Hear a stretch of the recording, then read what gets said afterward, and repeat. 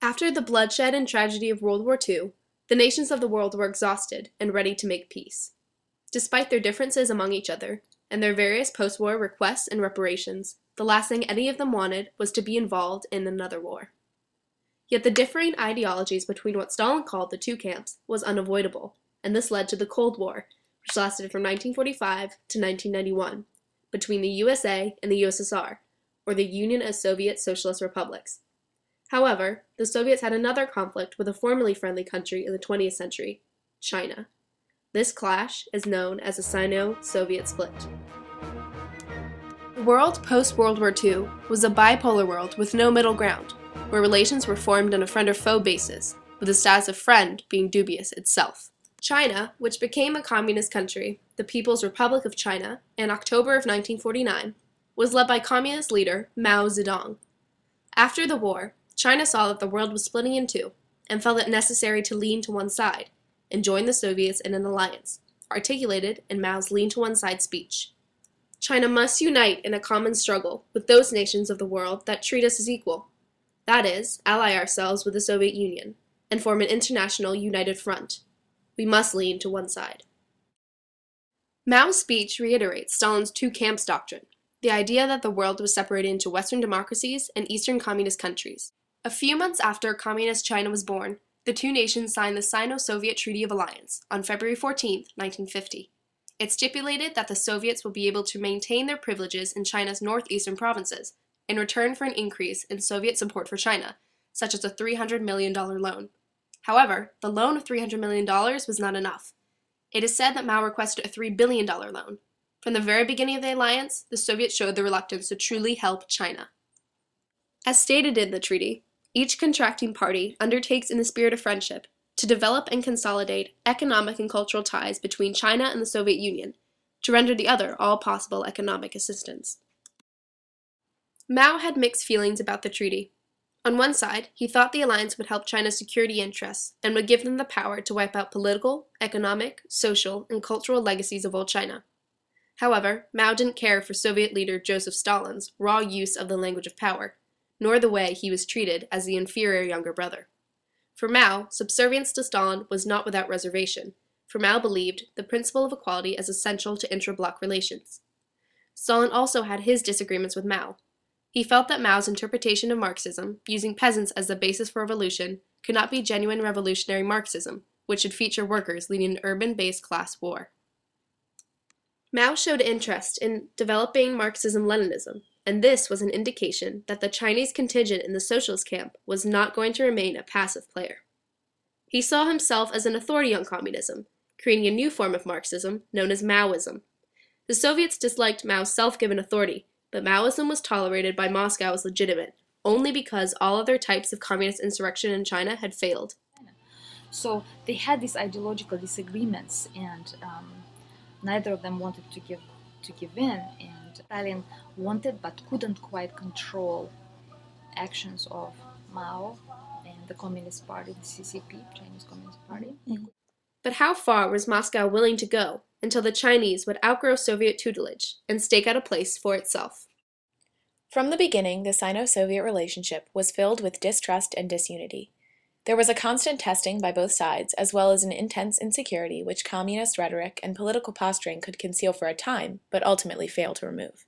The Korean War was the first test for the Soviets, which erupted in late 1950, with China supporting North Korea. However, Mao was reluctant to order troops to go to war.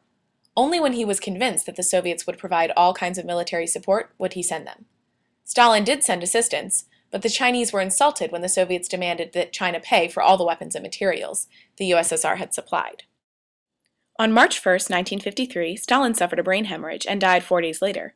As Stalin's ability to recover seemed doubtful, the process of jockeying for a position in the post-Stalin leadership had begun in earnest. Nikita Khrushchev came out triumphant.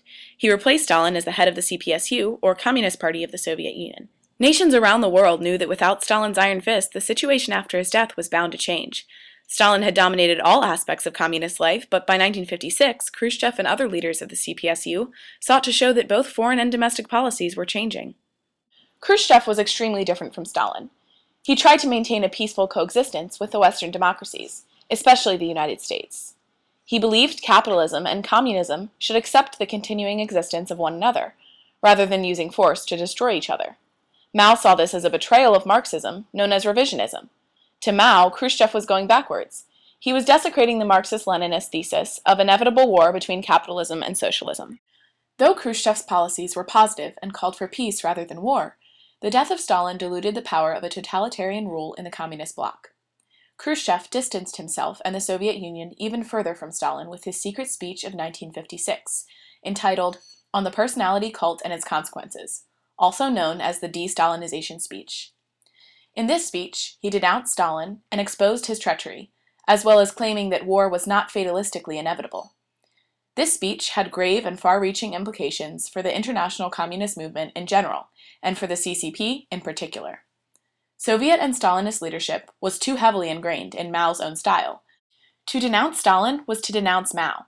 To speak without consulting the CCP first started a gradual erosion of the authority in the bloc from what the Chinese perceived as a serious faux pas committed by the Soviets. The speech exposed the vulnerabilities of the Soviet system, the very system upon which the Soviet bloc existed and functioned. The Soviets were unsure how to proceed, so Mao and the CCP attempted to fill this void by regaining control over this ideological direction of bloc leadership. Khrushchev attempted to ease the growing tension between the USSR and China by visiting Mao in Beijing in 1958. But the talks were unproductive.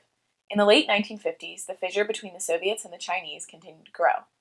By 1960, the Soviet side cut off aid to China and withdrew its advisors and technicians, including those who had been assisting the Chinese to develop nuclear technology. During this time, Mao initiated his plan, the Great Leap Forward, or GLF. The key was to rapidly develop China's agricultural and industrial sectors simultaneously. However, Mao was overambitious, and millions perished as a direct result of the GLF and the subsequent famine. The Soviets heavily criticized it, calling it faulty in design and erroneous in practice. Around the world, communist parties were split over whether they should be oriented toward Moscow or Beijing. The monolithic bloc of world communism had shattered. In 1962, the rift between the two nations deepened further. During the Sino-Indian War, the Soviets were officially neutral. However, they gave India MiG fighters and other supplies, but nothing to the Chinese. The Chinese also became frustrated with the Soviets' lack of help in developing a nuclear program in China. Yet, the Chinese still achieved it on its own, detonating their first atomic bomb in 1964. That same year, while on vacation in Crimea, Khrushchev was voted out of office. Leonid Brezhnev replaced Khrushchev, following a Stalinist foreign policy, leaving little room for improvement in the Sino-Soviet relationship. During his presidency in March of 1969, there was actual military conflict between the Chinese and the Soviets. Sino-Soviet border conflicts broke out along the Amur and Ussuri rivers. By August, there were rumors of all-out war between the world's most powerful communist states, possibly involving the use of nuclear weapons, but luckily this never materialized. However, this only intensified the rivalry between the two communist nations, and 1969 was considered the lowest point in Sino-Soviet relations. Relations in the 70s did not improve. The two nations fought over other countries in hopes of influencing them with their version of communism. The major battle was over Vietnam, which the Soviets eventually won. Finally, after 30 years of extreme tension, Sino-Soviet relations cooled off in the 1980s. Mao died in 1976, while Brezhnev died after in 1982. The leaders of each country after their deaths attempted to improve relations with each other, and this was continued with the Soviet leadership of Mikhail Gorbachev beginning in 1985, which had several positively received reforms in the USSR. In 1991, the Soviet Union fell and the USSR became Russia once again. As for China, without a competitor for the leadership of the communist world, there was no need for further conflict with Russia. Instead, the PRC looked ahead to continuing to transform itself and to continue its economic modernization.